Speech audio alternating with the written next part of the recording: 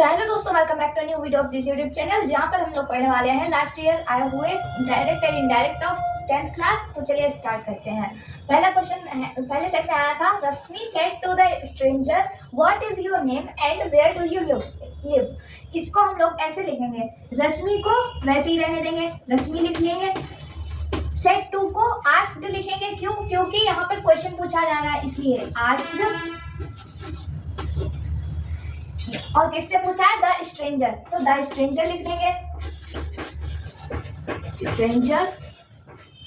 उसके बाद में अब यहाँ पे किस कंजंक्शन से इसे जोड़ा जाएगा? तो जब क्वेश्चन वर्ड होते हैं पहले से, तो फिर दैट या कोई और इफ कंजंक्शन नहीं लगता है। अगर यस नो टाइप क्वेश्चन होता है तो इफ लगाते हैं, या इफ या वेदर यूज करते हैं। अगर WH टाइप क्वेश्चन होता है तो उसमें वही वर्ड आ जाता है। तो व्हाट लिखेंगे, व्हाट से जोड़ेंगे। इज योर नेम, तो कैसे लिखेंगे? What his name was, his name was, ऐसे नॉर्मल जैसे लिखते हैं वैसे लिखेंगे। इसके बाद में एंड लिखा था, एंड लिख लेंगे। और where do you live, where do you live के लिए क्या लिखेंगे? एंड वेयर ही लिव्ड लिखेंगे, क्योंकि क्वेश्चन वर्ड होता है वो कंजंक्शन में जाता है, और बाकी का कन्वर्ट करते हैं वो नॉर्मल जैसे अफर्मेटिव सेंटेंस उस हिसाब से बनाते हैं। तो क्या बन जाएगा? Rashmi asked the stranger what his name was and where he lived. इसके बाद में दूसरा क्वेश्चन था, the mother said to her son why are you not paying attention to your books these days. इसका मतलब क्या हुआ कि माँ ने अपने या बेटे से कहा कि तुम इन दिनों अपनी बुक्स पर ध्यान क्यों नहीं दे रहे हो। तो कैसे इसको बनाएंगे कि माँ ने अपने बेटे से कहा कि वह उन दिनों 20 का 2 हो जाएगा, कहेंगे कि वह उन दिनों अपनी बुक्स पर ध्यान क्यों नहीं दे रहा था। तो ऐसे लिखेंगे, द मदर। अब क्योंकि क्वेश्चन वर्ड है इसलिए क्या करेंगे, इसमें आस्क्ड लिखेंगे।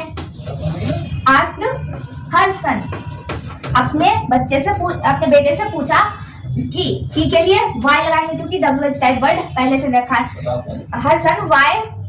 अब इस वाले पूरे सेंटेंस को हम लोग नॉर्मल जैसे अफर्मेटिव सेंटेंस होता है वैसे लिखेंगे, वाई कि वह उन दिनों अपनी बुक्स पर ध्यान क्यों नहीं दे रहा था। तो ऐसे लिखेंगे, वाई ही was not, ही क्योंकि आर लिखा है इसलिए was कन्वर्ट होगा, was not paying attention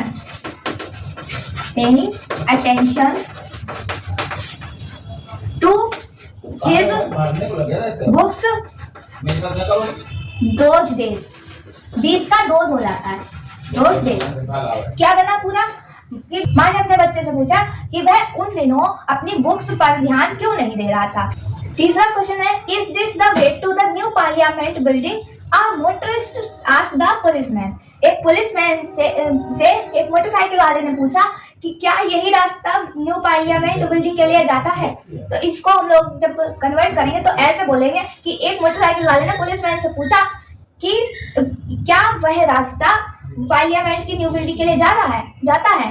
तो ऐसे लिखेंगे, अ मोटरिस्ट आस्क्ड पहले से ही है तो उसको वैसे ही रखेंगे, आस्क्ड द पुलिसमैन।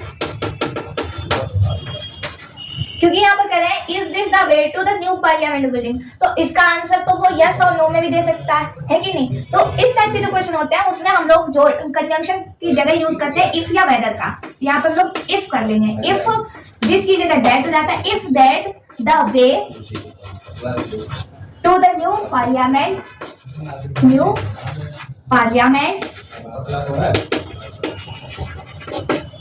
बिल्डिंग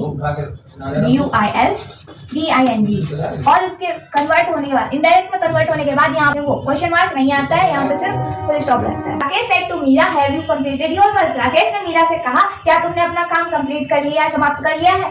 तो इसको जब इनडायरेक्ट में कहोगे तो कैसे कहोगे? राकेश ने मीरा से पूछा कि क्या उसने अपना काम समाप्त कर लिया है। तो अब इसको जब इंग्लिश में लिखेंगे तो कैसे लिखेंगे? राकेश पूछा के लिए आस्क्ड लगाएंगे, आस्क्ड मीरा। और क्या पूछा? Meera have you. अच्छा, उसने कैसे पूछा कि क्या तुमने काम कर लिया, तो इसका आंसर वो यस या नो में दे सकती है। इसका मतलब यहाँ पर आप क्या यूज करेंगे कंजंक्शन, इफ या वेदर। इफ अब यू ये किसके लिए आएगा, ऑब्जेक्ट के लिए, ऑब्जेक्ट में कन्वर्ट होगा क्योंकि यू सेकंड पर्सन होता है, सेकंड पर्सन ऑब्जेक्ट में चेंज होता है। तो इफ शी लगेगा यहाँ पे, ठीक, मीरा के लिए। इफ शी हैज, क्योंकि हैव लगा था तो इसलिए यहाँ पे हैड आ जाएगा, पास्ट में चला जाता है इसलिए। तो if she had completed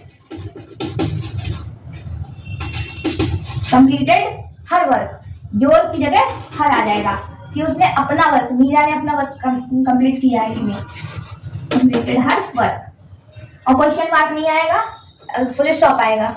Sheila said to Rohit, Sheela ने रोहित से कहा, do you want to continue your studies, क्या तुम अपनी स्टडीज मतलब पढ़ाई को जारी रखना चाहते हो। तो अब इसको जब हम लोग इनडायरेक्ट में बोलेंगे तो ऐसे बोलेंगे कि शीला ने रोहित से पूछा कि क्या वो अपनी स्टडीज जारी रखना चाहता है या नहीं। तो इसको इनडायरेक्ट में बदलने के लिए क्या लिखेंगे, पहले शीला सेड टू का आस्क्ड हो जाएगा, वर्ब पहले आ गई है, इसका मतलब ये है कि इसका आप आंसर यस नो में दे सकते हैं, इसलिए यहाँ पर इफ और वेदर से इसको जोड़ देंगे और सब्जेक्ट को, फर्स्ट पर्सन को सब्जेक्ट में, सेकंड पर्सन को ऑब्जेक्ट में, और बाकी चीजें वैसे ही चेंज, नो चेंज रहेंगी। तो कैसे लिखेंगे, शीला सेड टू का आस्क्ड हो जाएगा क्योंकि क्वेश्चन पूछ रहे हैं। आस्क्ड रोहित, रोहित से पूछा इसलिए आस्क्ड रोहित इफ ही, क्योंकि सेकंड पर्सन है ऑब्जेक्ट में चेंज होगा। इफ ही वांट का वांटेड हो जाएगा, क्यों, क्योंकि ये पास्ट में चला जाता है। फिर do he, if he wanted to continue your, मतलब रोहित की तो हिज आ जाएगा, हिज स्टडीज, ठीक है, इस तरह से ये बन जाएगा। Teacher said to me, why are you not doing your work, teacher ने मुझसे कहा कि तुम अपना काम क्यों नहीं कर रहे हो। टीचर तो मतलब डायरेक्टली तो ऐसे ही बोलेंगे, मान लो हम टीचर है तो किसी का कह रहे हैं कि तुमने अपना काम क्यों नहीं किया, हम तो ऐसे ही बोलेंगे। लेकिन जब वो किसी और से, किसी तीसरे व्यक्ति को बताएगा तो ऐसे बताएगा, टीचर ने मुझसे पूछा कि मैं अपना काम क्यों नहीं कर रहा था, ऐसे तो लिखेंगे। तो इसको इसी तरीके से इंग्लिश में लिख देंगे, द टीचर सेड टू को हम लोग आस्क्ड में कन्वर्ट करेंगे क्योंकि क्वेश्चन पूछ रहे हैं। मी, मुझसे पूछा, और व्हाई क्योंकि WH टाइप वर्ड है, जो वर्ड होता है उसी को हम लोग कंजंक्शन में यूज कर लेते हैं। अब एक बात बताओ, ऐसे क्वेश्चन पूछा गया तो क्यों लगा के पूछा गया, तो पूरा रीजन तो देना ही पड़ेगा ना, यस नो में थोड़ी ना आंसर हो जाएगा, इसलिए यहाँ पे बाय कंजंक्शन आएगा, बाय आई। यू को सेकंड पर्सन को ऑब्जेक्ट में चेंज करेंगे, यू को मी में चेंज करेंगे तो क्या हो जाएगा, आई हो जाएगा, आई। अब नॉर्मल सब, क्योंकि जब क्वेश्चन मार्क से जोड़ते हैं, क्वेश्चन वर्ड में जब कंजंक्शन से जोड़ देते हैं उसके बाद में जो सेंटेंस आता है वो नॉर्मल अफर्मेटिव सेंटेंस बनता है। तो आई, उसके बाद में वाज नॉट डूइंग, इस वाले योर को भी मी में कन्वर्ट करेंगे तो ऑब्जेक्टिव बेस में जाएगा, इसलिए योर से माई हो जाएगा, आई was not doing my work, या मैं मेरा काम क्यों नहीं कर रहा था, ऐसे तो बोलेगा, इसलिए यहाँ पे माई आ गया। तो फिर इसकी हिंदी क्या निकली, the teacher asked me, teacher ने मुझसे पूछा, why I was not doing my work, मैं अपना काम क्यों नहीं कर रहा था। My brother said to me, where are you going, मेरे भाई ने मुझसे पूछा कि तुम कहाँ जा रहे हो। तो इसको जब हम तीसरे व्यक्ति को बताएंगे तो कैसे बताएंगे कि मेरे भाई ने मुझसे पूछा कि मैं कहाँ जा रहा था, है कि नहीं। तो फिर इसको ऐसे ही लिखेंगे, माय ब्रदर आस्क्ड मी। अब यहाँ पे वेयर कंजंक्शन रखेंगे क्योंकि WH टाइप वर्ड है इसलिए, और इसका आंसर हम लोग यस नो में भी नहीं दे सकते हैं, इसलिए वेयर आई। अब इसको सिंपल सेंटेंस बना दो, आई वॉज गोइंग, क्योंकि पास्ट में चला जाता है इसलिए। क्या मतलब निकला, my brother asked me where I was going, कि मेरे भाई ने मुझसे पूछा कि मैं कहाँ जा रहा था, बस। तो इस तरह से ये हम लोग सेंटेंस बना लेंगे। तो ये थे आपके 2024 की 7 सेट्स के डायरेक्ट इनडायरेक्ट क्वेश्चन। उम्मीद करते हैं समझ में आ गए होंगे। अगर वीडियो समझ में आया तो लाइक कीजिएगा, चैनल को सब्सक्राइब कीजिएगा।